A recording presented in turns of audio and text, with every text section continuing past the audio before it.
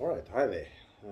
Continuing on from the previous video where I introduced the notion of systematic desensitization and spoke a little bit about how it might fit into a person's attempts to treat themselves, utilizing or describing something about a particular case. I want to continue from there on, talking about the systematic desensitization again, or to elaborate on how to think about utilizing this technique. Now, uh, there are a great many facets that one can utilize, that one can incorporate in working with this technique or applying this technique. Um, in general, there are thoughts, behaviors, and situations that one can think about when breaking down the problem that one might encounter. Now, in the particular case that I'm discussing, the young lady's situation is in general that she becomes anxious when having to do public speaking in school or in a school situation. Um, so, I think intuitively most people would quite easily understand how to think about the context or the situation as being part of the problem. But I want to point out, just a few different factors. As I explained in the previous video, um, in the particular case, there are multiple layers that may contribute to the particular anxiety. Um, and in the case of this young woman, there was a precipitating or a specific incident or situation in which she had to do public speaking, which is strongly associated with her current anxiety. So it would seem remiss to not in some way think about what one can do with if there's a particular originating situation or experience.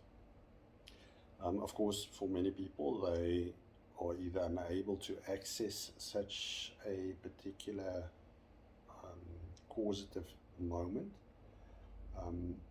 For some people, there might not, in fact, be a causative moment because the anxiety, the fear that they have might be symbolic of something else.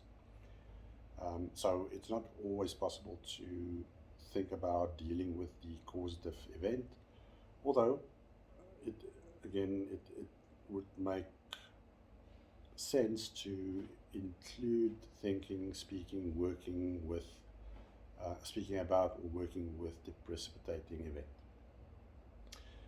Um, that requires work that might be different from the use of systematic desensitization. So in this particular example, I'm not going to speak about that. I might speak about how to do work by yourself on such a precipitating event.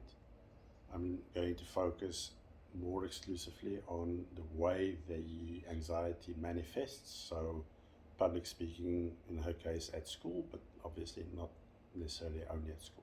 All right. So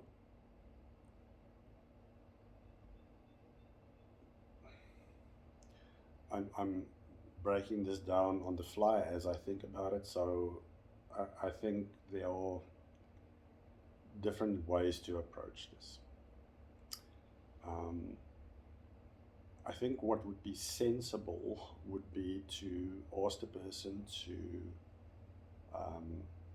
imagine, well, first of all, if they are capable of paying very careful attention to what the experience inner and outer is like, especially inner experience, as they approach a task that is demanding. So, if this young lady had to do some kind of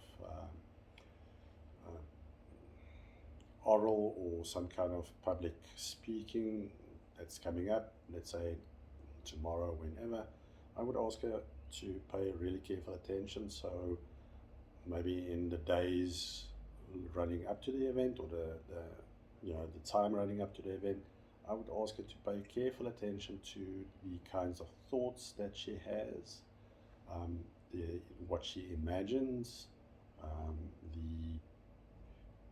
the kinds of conversations she might have, although that is, I think, in a way less important. Um, the kinds of feelings and somatic sensations that she might have.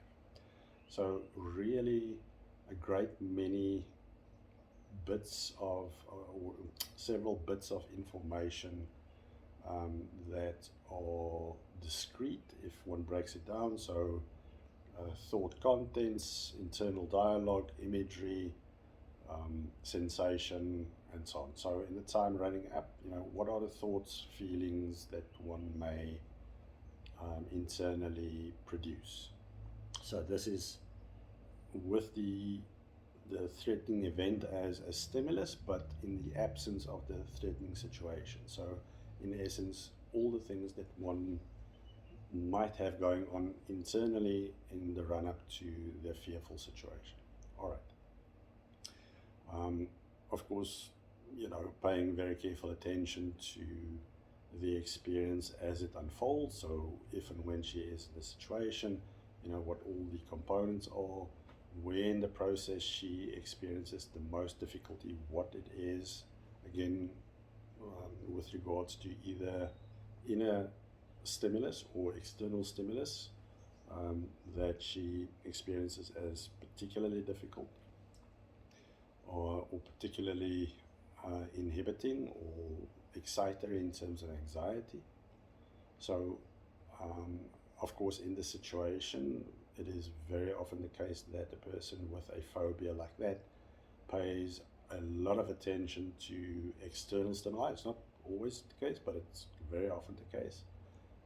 And they might find it quite difficult to pay attention to what is going on internally. But it's still useful to pay attention to where attention goes. So if your attention is fixated on,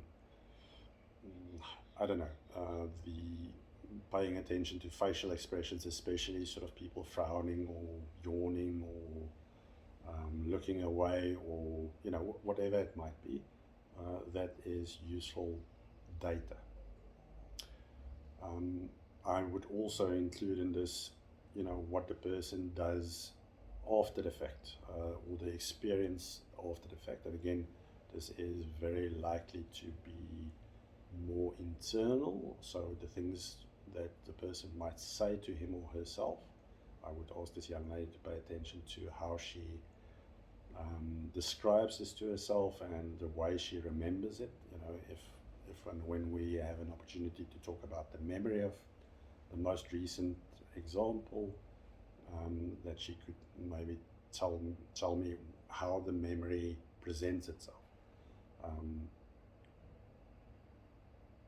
What I mean by that would be, the particular images, or the memory itself is likely to contain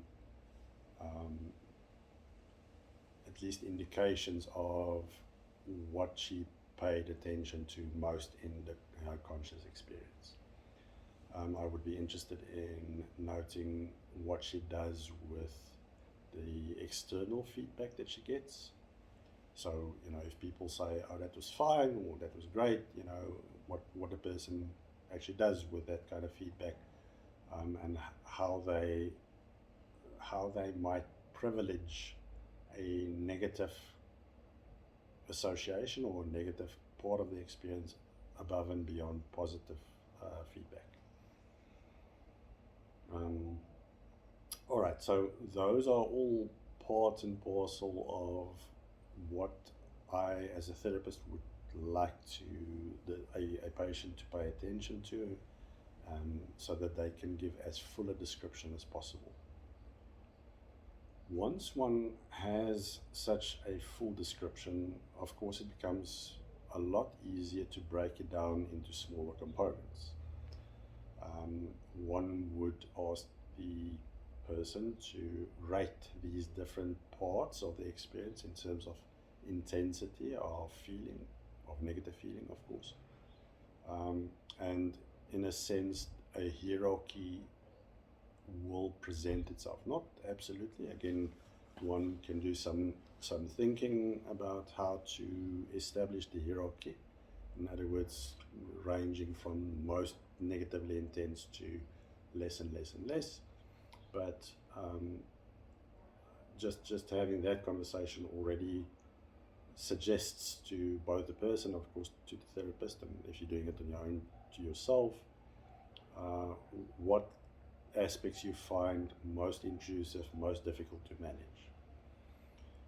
All right, so I think I'm going to stop this video here. So just to summarize, this video is mostly about how to pay attention to the particular frightening situation or stimulus. Now, as I say this, it occurs to me that, of course, for some people, they might not have the opportunity to re-experience or re-immerse themselves in a situation, and or that the consequence of re-immersing themselves in a situation like that without having dealt with the anxiety might be detrimental to their career or to their performance in some way. So not everybody would have the opportunity to go through an experience like that again. If that is the case, then what one has to work with is both what one anticipates and then what one recalls. So one would have imagination and memory to work with. One would go about working with that in a similar vein, sort of trying to really pay attention to how the anticipation of a negative event manifests and all the components that's part of it. What kind of things seem to evoke it, or what kinds of things seem to intensify it, what kind of things seem to make it better.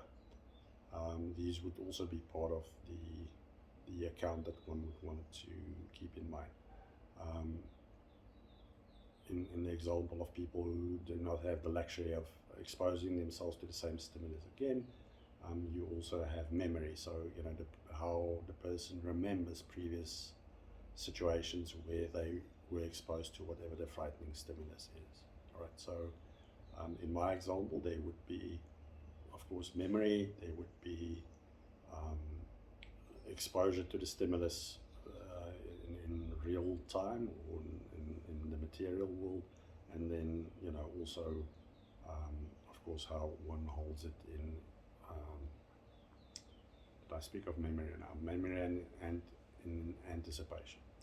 So, all right, those are the main components. So one breaks it down into as many different sections as seems to present itself. Remember that for most people, this presents itself as a unified experience, and even just breaking it down into discrete parts might be useful. All right, thank you for your time and attention. I will continue this series in the next video, where we will again expand on how to use systematic desensitization more specifically. This video was more about gathering the necessary information. Thank you. Bye-bye.